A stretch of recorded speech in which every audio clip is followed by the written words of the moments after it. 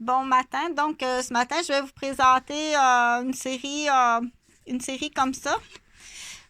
Comment qu'on les fabrique là, pour réparer le boîtier. Donc, le numéro est là. C'est ça, c'est ton numéro d'ambassade. Donc, ça, tu peux demander ici, là, tu mettras ton estampe. Ça ressemble à ça un peu, là. Le boîtier. Fait que ici, tu as l'espace, tu es capable de le réparer, là, fabriquer ça parce que là, c'est comme bien évident. Donc, ici, on fait la même chose. On dit tout le temps dans l'équitabilité, là, de toute façon, on fait la même chose. Hein? Il n'y a pas. Ici, tu mets ton estampe, tu prends ton numéro ici. Ça change, c'est pas. Il y a certaines ambassades de certains pays, là, c'est pas le même. Ça marche pas de même. Celui-là, on l'a fait, on l'a écouté, celui-là.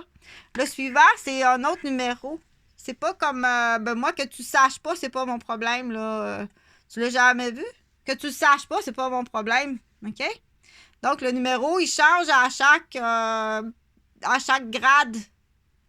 Fait que ce grade-là, c'est ce numéro-là. Sur l'autre film, sur l'autre boîtier, il y a un autre numéro. Pour savoir, là, ça c'est qu'est-ce qui est arrivé ici, là. À l'épisode 9, puis l'épisode 10. Donc, quand ça finit, là, quand ton numéro, il finit, comme moi, mon numéro, là, c'est 260, 525, 399. Quand ça finit par 399, comme ça, OK? Quand tu as ce numéro-là à la fin, mais ça, eux, ça change. À chaque année, ils changent par rapport à son roulement de l'année. Ça change à chaque année dans ce pays-là. Parce que ça marche comme ça.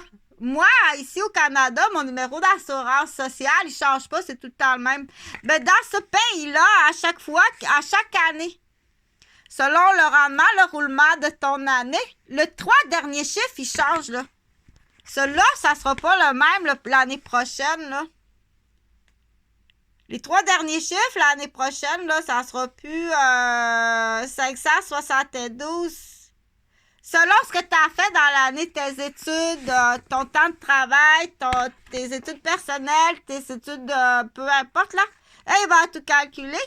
Ton dernier chiffre, il va changer à chaque année. Au Canada, ils arrivent avec le numéro 260, 725, 399 et c'est le même numéro toute leur vie. Pas dans ce pays-là. Pas rendu aussitôt que t'es dans une famille, t'es dans un grade d'ambassade ou de ministre. Mettons, t'es la fille d'un ministre.